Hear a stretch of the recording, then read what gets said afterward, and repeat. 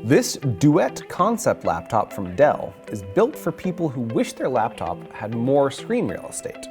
You can only make a laptop's main screen so big before the entire thing is too bulky and heavy to carry around, so Dell decided to add a second screen instead.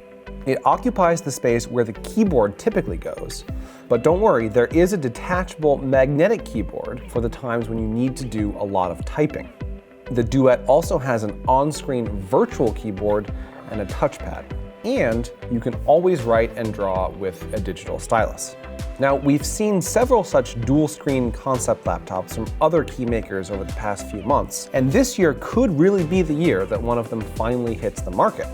There are still a lot of issues that need fixing, though, like making sure the software reliably detects the external keyboard and knows what orientation the laptop is in.